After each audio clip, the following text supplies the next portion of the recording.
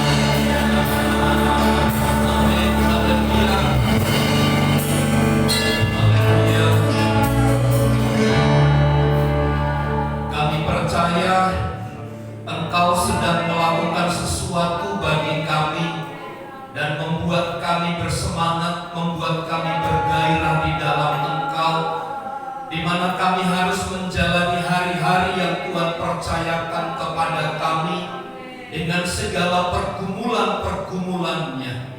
Itu sebabnya campur tangan Tuhan selalu kami nantikan dalam hidup kami.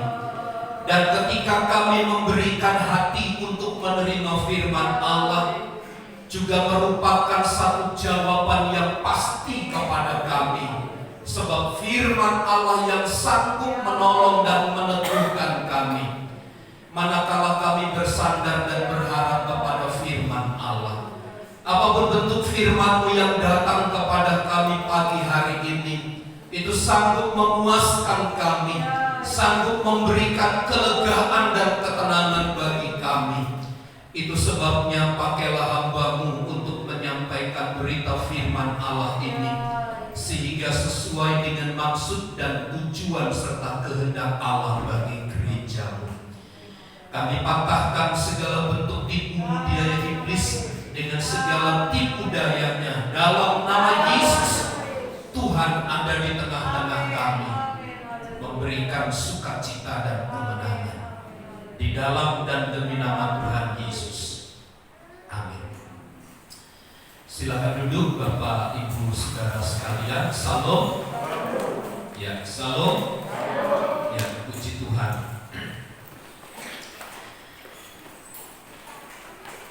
Pagi hari ini saya bersukacita sebab Allah yang besar terus menyertai kita, dan bukan karena kemampuan dan kekuatan kita, tapi semata-mata oleh karena penyertaan dan campur tangan dari Tuhan. Amin.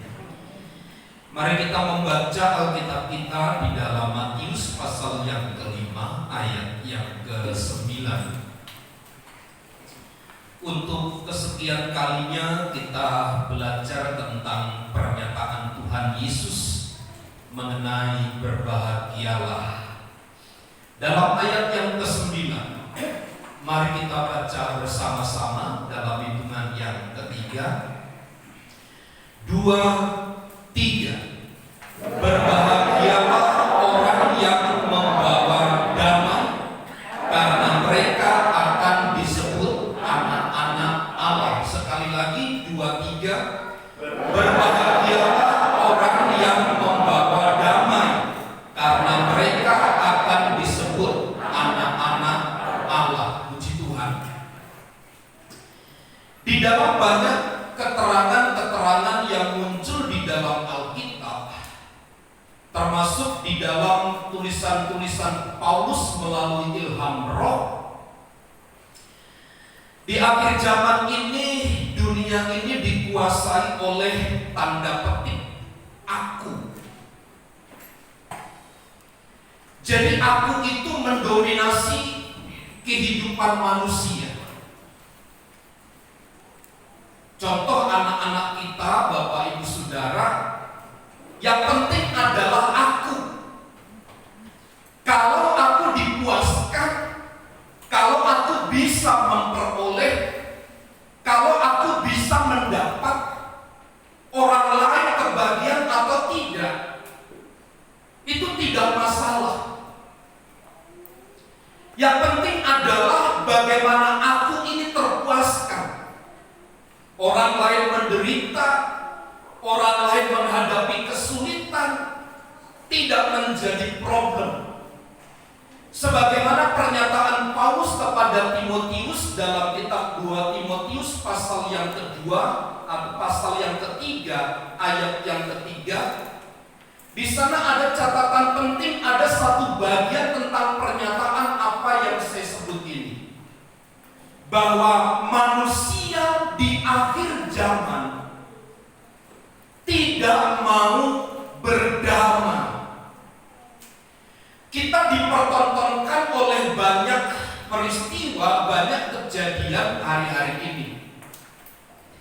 Ketika terjadi konflik, ketika terjadi problem, orang berkata begini, berjabat tangan, membuat surat perjanjian damai.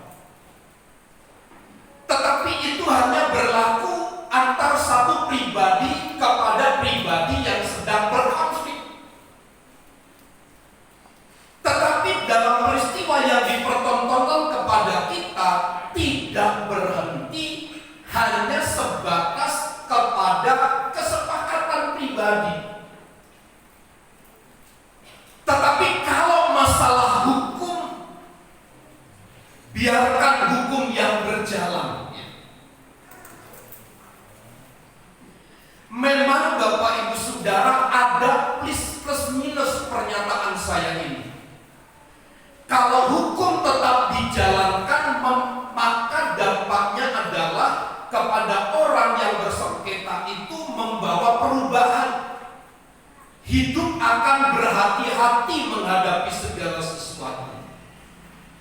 Tetapi hal negatif adalah bagaimana mungkin ada pernyataan berdamai sementara lain pihak masih tetap berlanjut.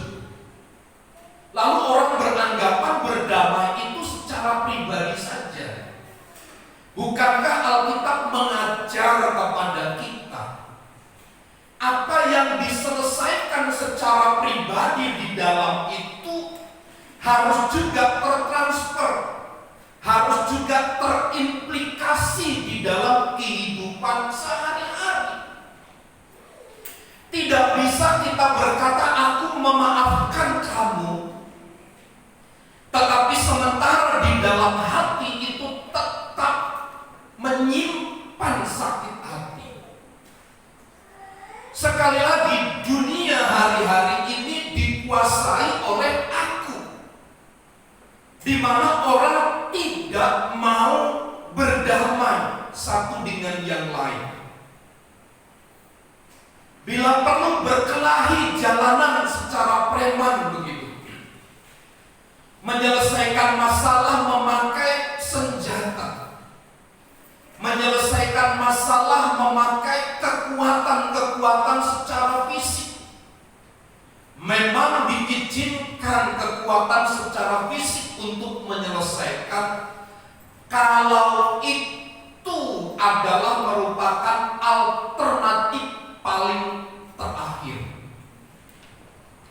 Ada seorang bapak ketika anaknya berbuat salah, bapak itu tidak memakai cara-cara yang damai. Tanpa ada klarifikasi, tanpa ada pernyataan-pernyataan yang muncul, dia mempergunakan kekuatan fisiknya. Dipukul, ditendang, dan seterusnya. Beranggapan kalau anak dipukul, anak ditendang, itu selesai persoalannya. Tidak. Tapi justru membawa persoalan yang baru, membawa luka batin dalam kehidupan sehari-hari, dan itu akan dikenang seumur hidupnya. Saya pernah saksikan ketika saya ada di sekolah waktu saya SMA, di rumah ada kakak saya sama adik saya almarhum. Karena waktu itu kemarau, kakak dan adik saya mengambil air di sungai karena transmigrasi ya. Sampai di depan rumah ember yang besar itu pecah gitu karena tidak secara perlahan-lahan meletakkannya.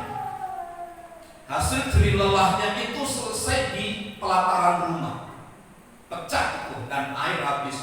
Mereka semua digesper gitu, ya, dipukul pakai gesper. Saya ingat dulu kalau itu kan ada gesper hansip ya. Gesper hansip itu kan bukan kecil, bukan terbuat dari kain gitu, tapi terbuat dari sesuatu yang di ujungnya itu ada besinya. Nah itu pakok-pakok itu. Saya pulang dari sekolah, saya tidak tahu judulnya, tidak jauh ceritanya. Tiba-tiba masuk pintu, diam langsung diajar bakbok pakai alat yang sama. Sampai hari ini saya ingat. Tapi maksud orang tua adalah menyelesaikan masalah. Tetapi menyelesaikan masalah tidak selalu mempergunakan kekuatan fisik. Tetapi hal itu justru akan menyebabkan masalah kemudian hari secara pribadi dalam pribadi yang sedang bersengketa itu.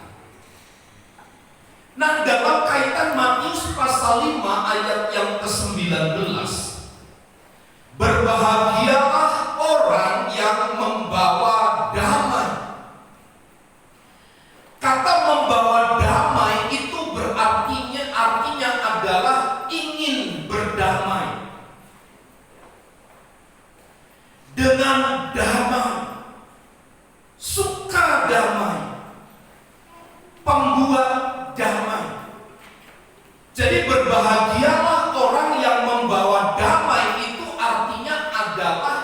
menyebabkan sesuatu, menghasilkan sesuatu, sehingga sesuatu itu terjadi. Pernyataan saya ini muncul dalam kitab Kejadian pasal 1 ayat 1. Pada mulanya Allah menciptakan langit bumi. Pada mulanya Allah menciptakan itu, Allah itu sebagai penyebab. Allah itu sumber. Allah itu menghasilkan sesuatu. Karena Allah itu adalah sumber penyebab. Meskipun kemudian kalau dipelajari akar katanya itu sebenarnya lebih tertuju kepada damai, keserasian, kepada perdamaian, ketertiban, damai, sejahtera, selamat, dan seterusnya. Jadi berbahagialah orang yang membawa damai. Itu berarti berbahagialah orang yang karenanya menghasilkan damai bagi orang-orang yang ada di sekitarnya. Artinya begini, setiap orang yang percaya punya kewajiban untuk memberikan rasa damai agar kita menghasilkan, menjadi penyebab damai dimanapun kita berada. Bukan justru kehadiran kita orang berkata, waduh, jangan-jangan orang ini datang nanti membawa persoalan-persoalan baru, karena track recordnya memang demikian. Kalau dia datang nanti pasti akan membawa huru hara di tempat ini. Kalau dia datang akan membawa persoalan-persoalan yang baru. Tapi orang percaya punya kewajiban untuk membuat sesuatu itu damai. Kalau saya buat contoh kasus gitu, kalau Bapak Ibu Saudara punya air sumur ya, itu warnanya putih. Maka ketika kita memberi benda kimia atau tawas ya, biasa dipakai tawas penjernih air itu, maka air yang butek itu untuk seberapa lamanya nanti tiba-tiba menjadi bening gitu. Saya umpamakan tentang kewajiban anak Tuhan adalah seperti itu. Di tempat yang keruh, di tempat yang penuh dengan konflik, kita memberikan rasa yang berbeda. Kita memberikan warna yang berbeda. Kita memberikan ketertiban. Kita memberikan damai sejahtera kepada mereka. Artinya ada tanggung jawab untuk berinisiatif memunculkan damai di sekitar kita. Memang tugas ini berat sebagai anak-anak Tuhan, sebagai gereja Tuhan. Tetapi sesungguhnya tidaklah berat kalau kita memahami dengan baik prinsip-prinsip kebahagiaan orang yang membawa damai ini.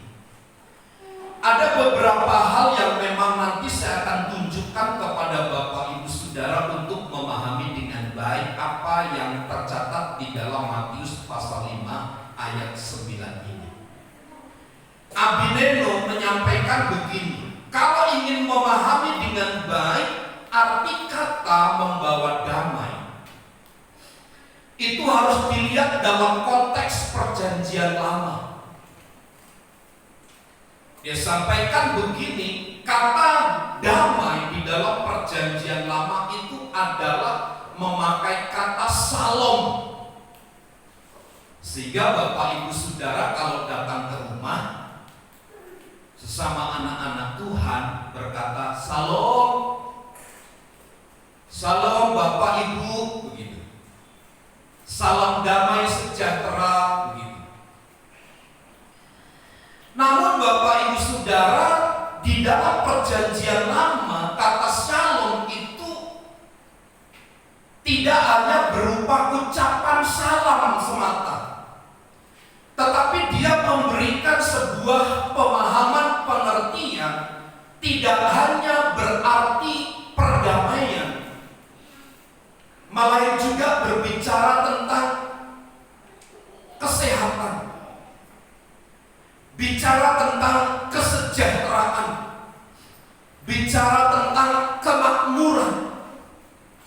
bicara tentang kebahagiaan.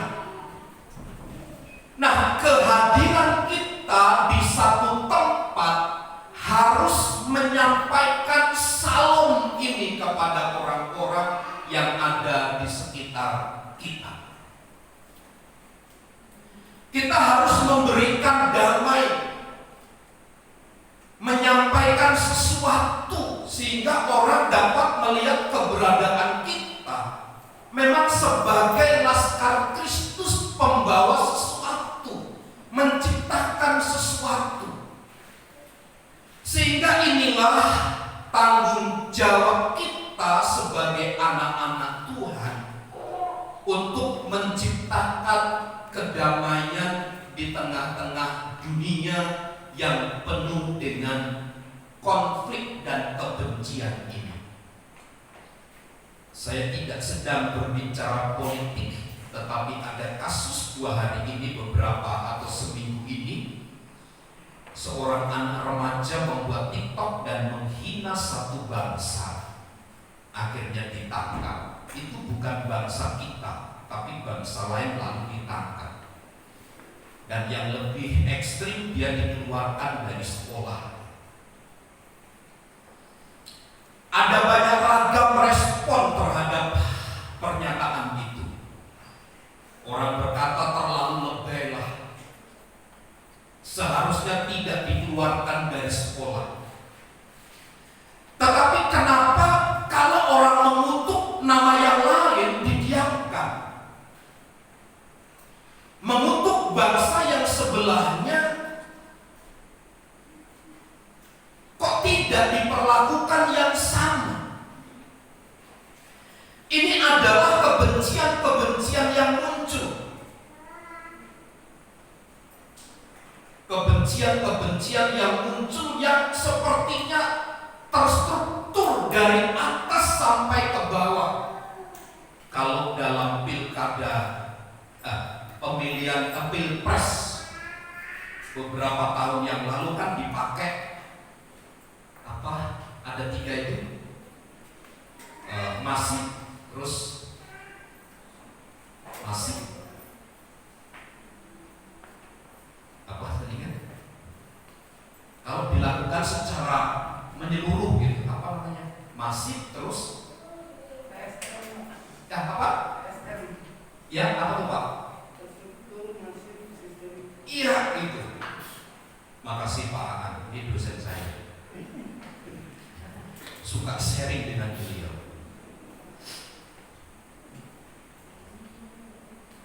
Sepertinya kebencian itu dari atas memang terstruktur begitu masif, begitu terus sampai bawah.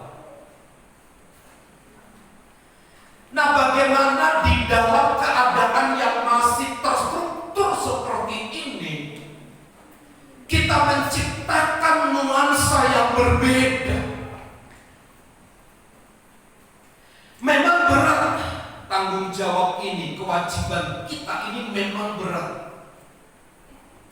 Tetapi inilah yang menunjukkan identitas kita sebagai anak-anak Allah. Nah, shalom itu sebenarnya juga mencakup muatan segala kenyataan yang membuat orang dapat menikmati kebaikan. Dalam skup yang lebih kecil, artinya shalom itu adalah seperti itu, membuat orang dapat menikmati kebaikan. Jadi artinya dalam hal yang terkecil pun kita bisa ambil bagian untuk menjadi penyebab daripada damai, perdamaian itu. Dalam skup yang terkecil, Alkitab sering berkata mulai dari Yerusalem, kemudian diterjemahkan di dalam beberapa tafsiran itu dalam komunitas terkecil keluarga kita. Perkataan, sikap, perilaku membawa damai. Kalau ngomong rasanya sejuk gitu. kalau ngomong orang lain itu diberi semangat, diberi gairah. Jangan kalau kita bicara, kita ngomong, orang malah tinggalkan Tuhan. Orang tidak memuliakan Kristus, orang mencaci maki keberadaan kita. Tampilnya kita di dalam dunia itu adalah kita memberikan shalom, agar orang-orang yang di sekitar kita menikmati, membuat, merasakan kebahagiaan dari apa yang kita hasilkan di dalam hidup kita ini. Dengan demikian, Bapak Ibu Saudara, shalom bukan hanya sekedar tidak adanya persoalan, bukan sekedar tidak adanya kesulitan dari hidup, tetapi berkaitan dengan sesuatu yang membuat dan membawa kebaikan bagi semua orang. Salam itu adalah bagaimana kita membawa damai bagi orang-orang yang ada di sekitar kita. Mungkin kita tidak bisa bicara, sulit berkata-kata, tetapi dengan perilaku yang muncul, dengan mimik muka kita, orang pun akan menikmati kebahagiaan. Orang dimenangkan itu biasanya bukan dalam hal-hal perkara-perkara yang besar. Orang itu akan terkesan karena seseorang melakukan hal-hal yang kecil tapi konsisten begitu. Biasanya hal-hal yang besar itu hanya berlaku sekali dan selama-lamanya berakhir. Tetapi perbuatan-perbuatan yang kecil, yang sederhana, yang terus dilakukan dari hari ke hari, itulah yang akan membawa dampak besar. Hari-hari ini kita harus lebih kreatif, Bapak Ibu Saudara. Kita harus lebih berinisiatif, lebih aktif lagi mencari solusi. Jalan pemecahannya seperti apa, demi dan untuk kedamaian bersama, menciptakan perdamaian. Sebab dunia ini penuh dengan perselisihan, Bapak Ibu Saudara. Tadi saya awali dari 2 Timotius pasal 3 ayat yang ketiga, di mana tidak mau berdamai itu konsep orang di akhir zaman. Tidak mau berdamai satu dengan yang lain, artinya penuh dengan tindakan-tindakan yang tidak membuat orang senang, tidak membuat orang bahagia. Peristiwa itu dimulai dalam kitab Kejadian pasal yang ketiga ayat yang ke-8. Ketika Allah berjalan-jalan di taman di mana Adam dan Hawa bersembunyi dari Allah. Bersembunyilah manusia dan istrinya itu terhadap Tuhan Allah di antara pohon-pohonan dalam taman. Mulai dari sini. Saat mereka memberontak, saat mereka tidak taat, itu berarti saat mereka memberikan perlawanan secara nyata kepada Allah, maka terjadi hubungan yang tidak baik. Ketidaktaatan itu membuat hubungan antara Allah dan manusia ada keterpisahan di sana. Terjadi perseteruan. Yang pertama-tama merusak hubungan pribadi dengan Allah. Yang tercatat dalam ayat yang ke-8 itu, mereka bersembunyi dari Allah. Tidak hanya sekedar merusak hubungan pribadinya dengan Allah, tetapi juga merusak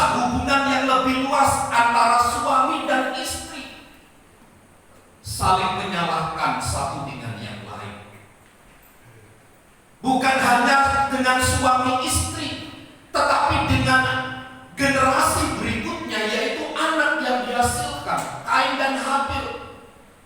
Terjadi perseteruan sedemikian rupa. Puncak yang terakhir adalah ketika Allah berkata, "Aku menyesal telah menciptakan manusia." Itulah perseteruan yang merusak hubungan dengan Allah.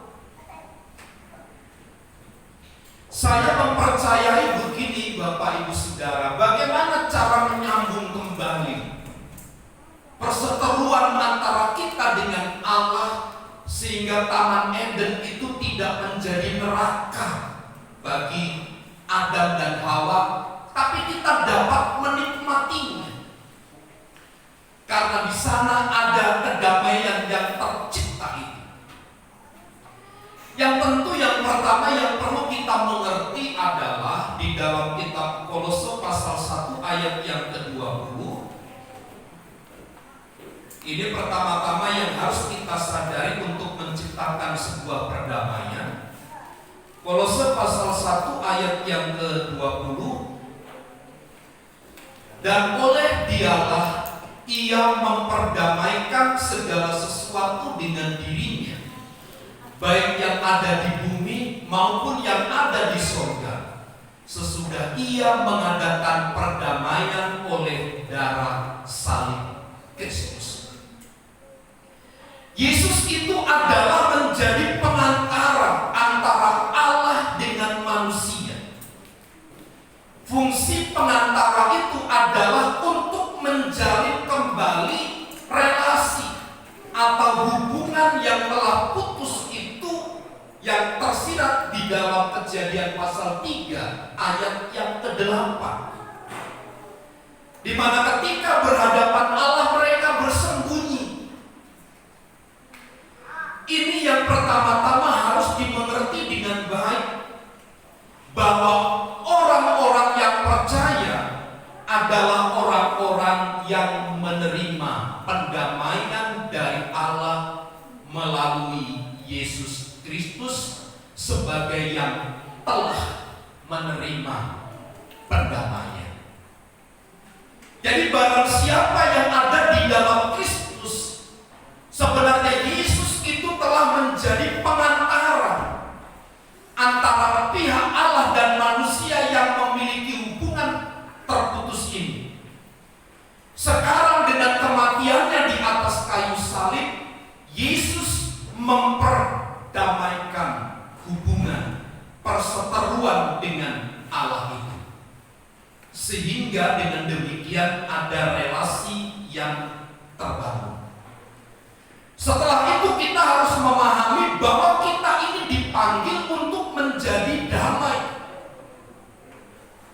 Dalam 1 Korintus pasal 7 ayat yang ke-15, 1 Korintus pasal 7 ayat yang ke-15, bahwa kita dipanggil untuk hidup dalam perdamaian. 1 Korintus 7 ayat 15.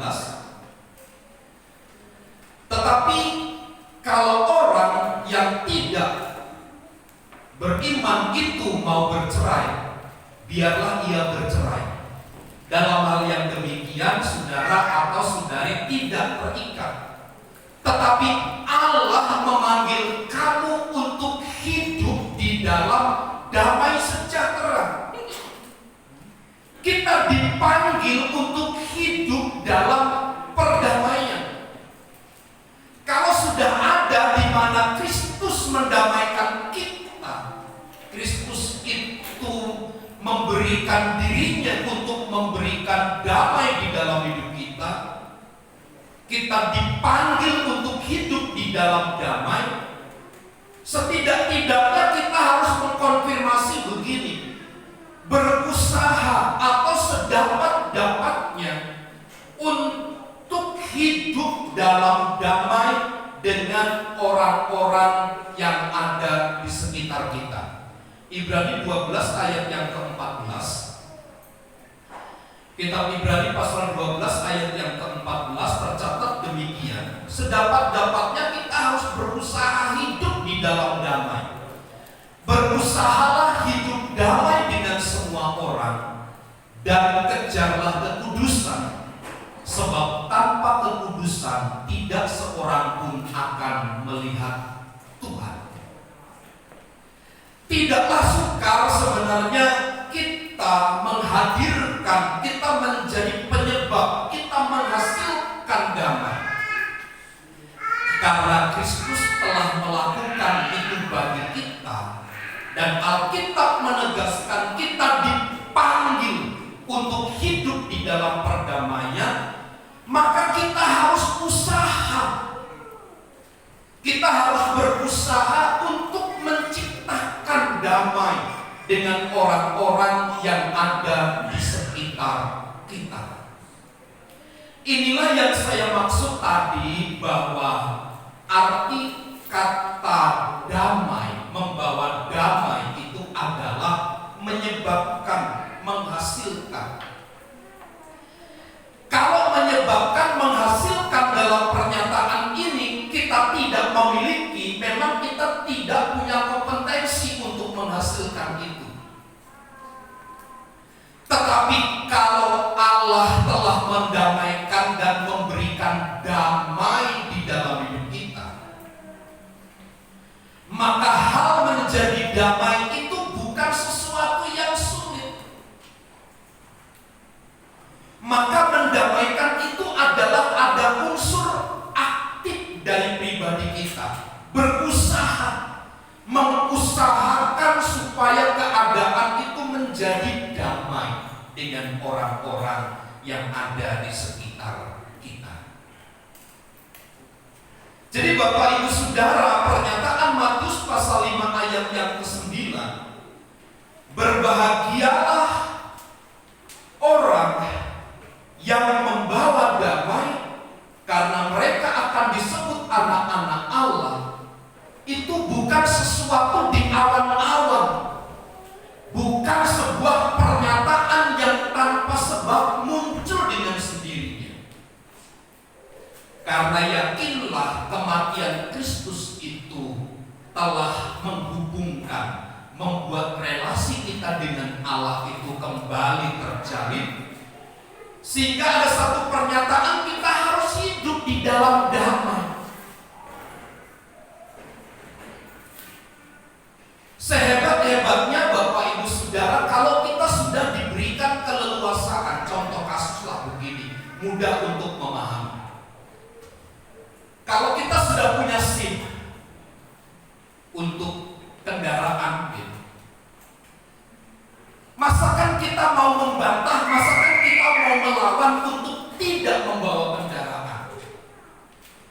Padahal kita sudah punya legalitas itu untuk mengendarai kendaraan. Tetapi kita menggunakan perlawanan sehebat-hebatnya, mempergunakan kekuatan sebesar-besarnya untuk menentang bahwa kita tidak punya legalitas. Padahal kita secara fisik telah memiliki legalitas atau SIM itu. Maksud saya, orang-orang yang hanya berdalih berkata bagaimana mungkin karakter saya itu adalah orang-orang yang tanda kutip tadi aku tidak mau berdamai. Bagaimana mungkin sementara Kristus berkata berbahagialah orang yang membawa damai. Allah sudah mendamaikan kita, dan tidak karena damai itulah kita ada hari ini dan menikmati garansi keselamatan dari Allah itu. Maka mau tidak mau, bisa atau tidak bisa, kita harus mengusahakan damai. Berusaha hidup damai dengan orang-orang yang ada di sekitar kita. Sebab orang yang membawa damai, yang berinisiatif memunculkan damai itu, merekalah disebut orang-orang yang berbahagia. Orang yang berbahagia di dalam Alkitab tidak diukur oleh seberapa banyak materi yang dimiliki. Dalam catatan ayat yang ke-9, yang berbahagia adalah orang yang berinisiatif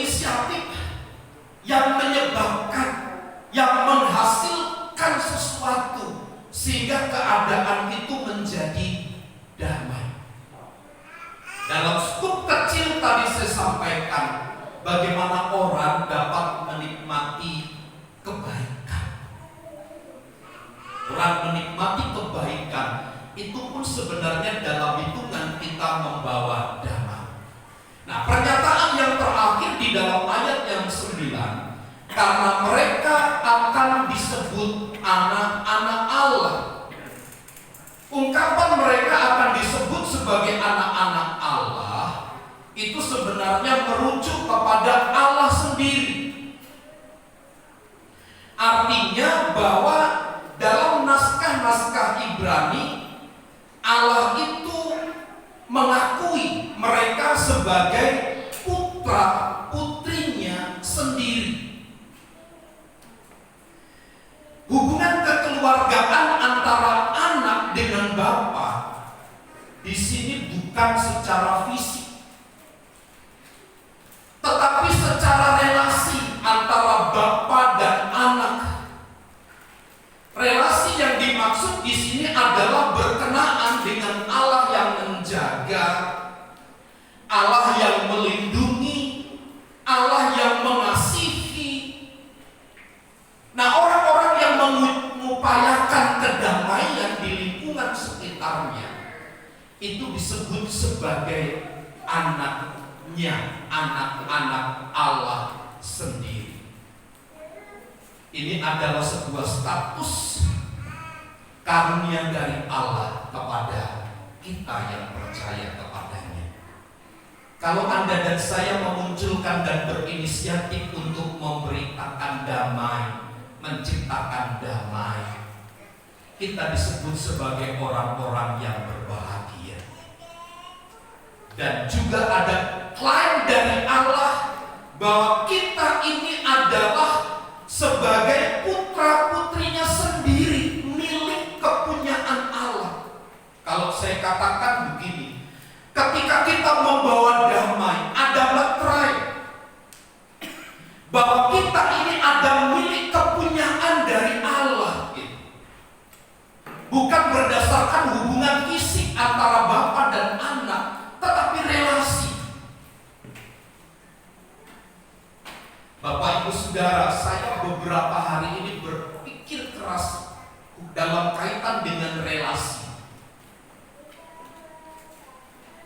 Kalau relasi kita terlalu banyak, sehingga membuat hati kita bercabang, relasi itu tidak akan maksimal. Tapi kalau kita fokus kepada satu bagian, relasi itu akan terus hati kita satu arahnya, tidak terpecah-pecah.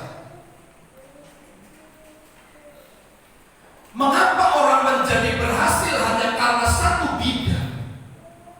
Karena dia fokus relasinya itu terjalan dengan baik, terjalin dengan baik. Beda dengan orang yang banyak melakukan aktivitas, banyak bidang-bidang yang dikuasai. Mungkin hanya 1-2 orang yang bisa berhasil dengan sukses, tetapi hanya sedikit yang bisa berhasil. Maksud saya adalah relasi ini penting untuk dijaga. Relasi ini sangat penting untuk dijaga dan diperhatikan dengan baik. Nah, untuk menjaga relasi ini adalah ketika kita berinisiatif menjadi penyebab, menghasilkan sesuatu kepada sekitar kita, yaitu menciptakan atau membuat damai itu. Mari kita membangun karakteristik perilaku yang suka damai. Suka damai. Tidak salah beberapa orang katakan kalau marah tarik nafas. Tarik nafas dan maksud apa? Supaya menjadi tenang. Ketika kita marah, relasi kita pasti terputus dengan orang. Kalau saya marah dengan sesuatu, pasti relasi itu putus. Tapi kalau saya menciptakan damai, justru itu akan memperkokoh, mempererat hubungan relasi dengan orang-orang yang ada di sekitar. Nah, ketika kita berinisiatif untuk memunculkan damai itulah, maka Anda dan saya disebut sebagai orang-orang yang berbahagia. Ada klaim secara pribadi dari Allah kepada kita bahwa kita putra putrinya Allah sendiri di dalam relasi yang kekal. Kiranya Tuhan menolong dan memampukan kita untuk semakin mengerti dan memahami kebenaran ini. Olehnya kita semakin teguh di dalam Tuhan dan kita berimpact kepada lingkungan di mana kita ada. Tuhan Yesus memberkati. Sebelum kita berdoa, mari kita menyanyikan satu pujian sebagai bentuk respon kita terhadap kebenaran firman yang kita dengar pagi hari ini. Kiranya Tuhan menambahkan kepada kita kekuatan dan kemampuan untuk kita dapat menghasilkan sesuatu bagi kedamaian yang ada di sekitar kita. Kalau mencari damai, kalau ku cari damai, hanya ku dapat dalam Yesus. Kalau ku cari ketenangan, hanya ku temui di dalam Yesus. Tak satu pun dapat menghiburku, tak seorang pun dapat menolongku. Hanya Yesus jawaban hidup. Sekali lagi, kalau aku cari damai, katakan bersama Dia. Hatiku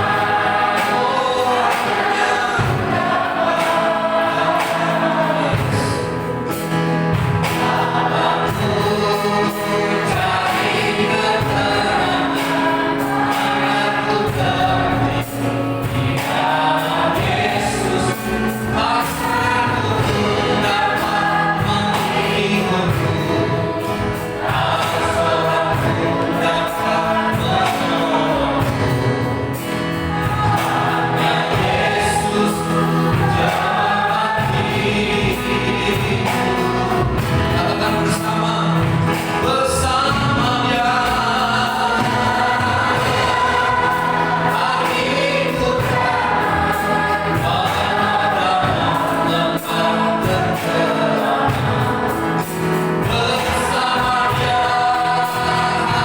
hatiku tenang, bagiku penuh tahanan. Tak satu pun dapat menghiburku, tak seorang pun dapat menolongku. Hanya Yesus jawaban hidupku.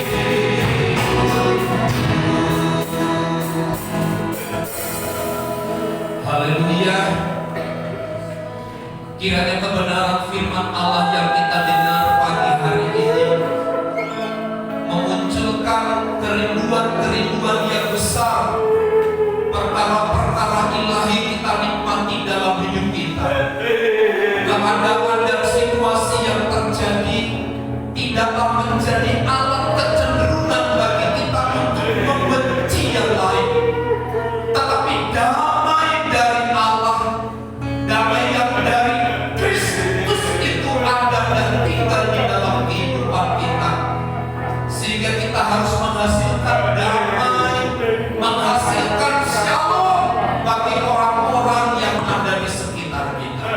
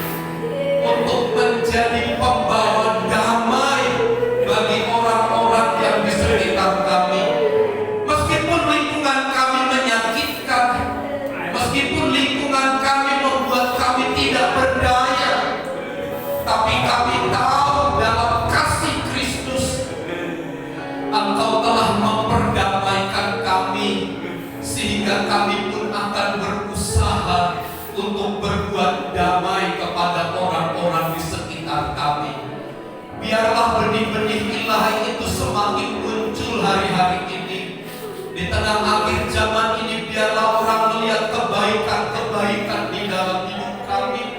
Orang dapat melihat, merasakan warna yang berbeda dari kami yang percaya kepada Kristus. Di dalam bersosialisasi, di dalam bekerja, di dalam merespon segala sesuatu pun, kami kedepankan damai yang dari Allah, sehingga kami menjadi umat yang berbahagia. Kami pun memiliki relasi yang baik dengan Allah, di mana kami disebut sebagai putra-putri Allah sendiri. Pagi hari ini Roh Kudus yang terus berbicara kepada kami, semakin meluaskan karya-Mu melalui firman Allah, sehingga kami semakin bertumbuh dari hari ke hari. Kuatkan, teguhkan kami di dalam Engkau. Kami terima kebenaran firman-Mu di dalam dan demi nama Tuhan Yesus. Setiap kita yang percaya dan diberkati bersama katakan amin.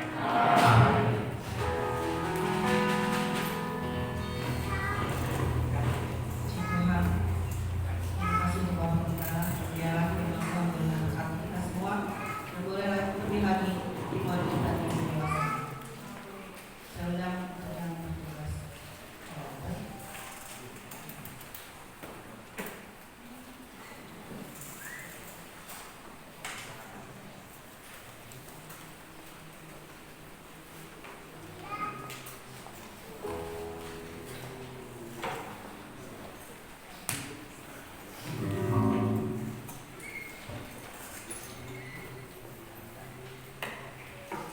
Baiklah, kita bersatu di dalam doa.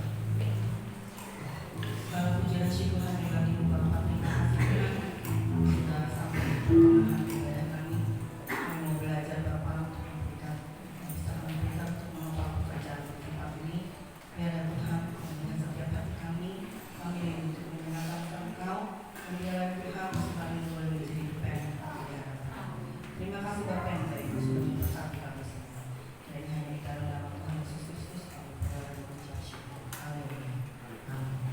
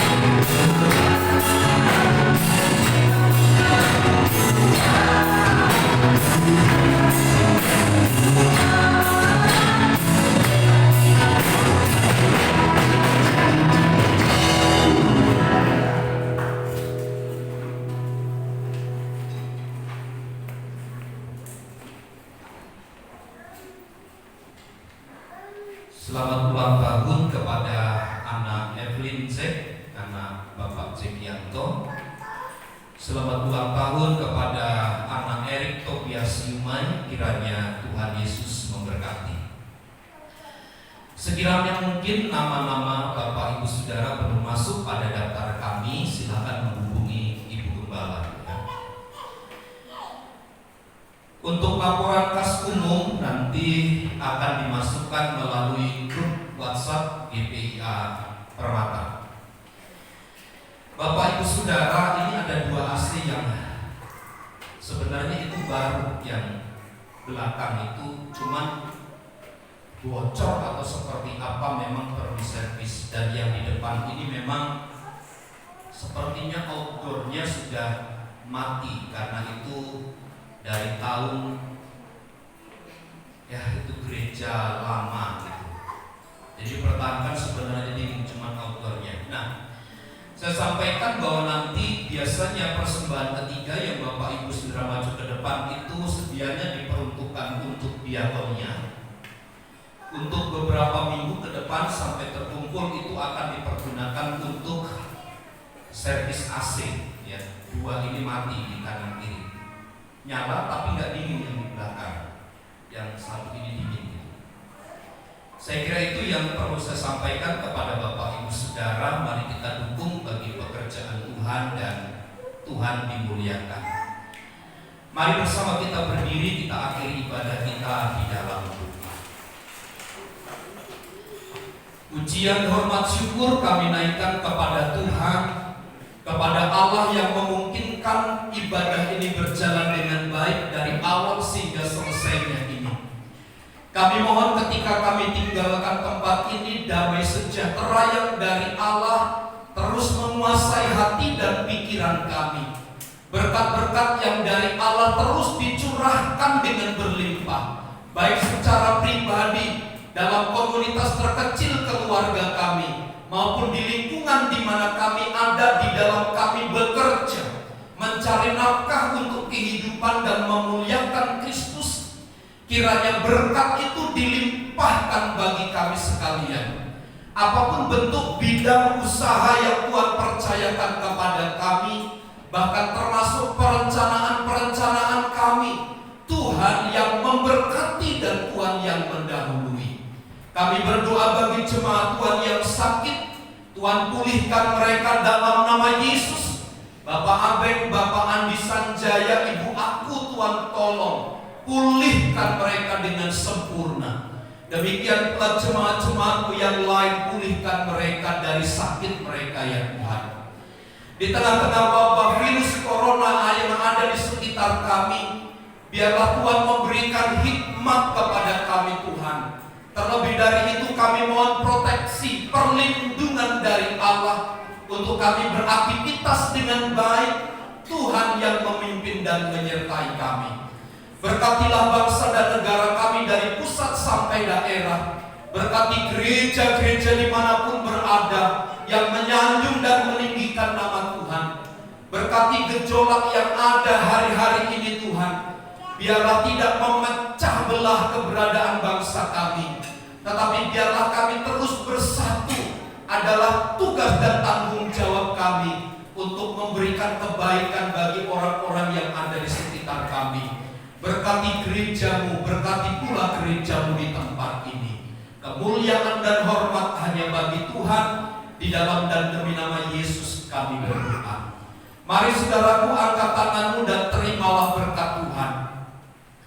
Tuhan memberkati dan melindungi engkau.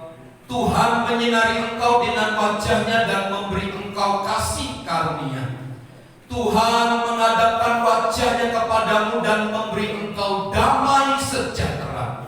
Kiranya kasih karunia Tuhan Yesus Kristus dan kasih Allah serta persekutuan Roh Kudus menyertai kita sekalian saat ini dan sampai selama-lamanya. Kami terima segala berkat Tuhan di dalam nama Tuhan Yesus Kristus. Kita semua yang percaya dan diberkati bersama katakan amin. Bapa, terima kasih.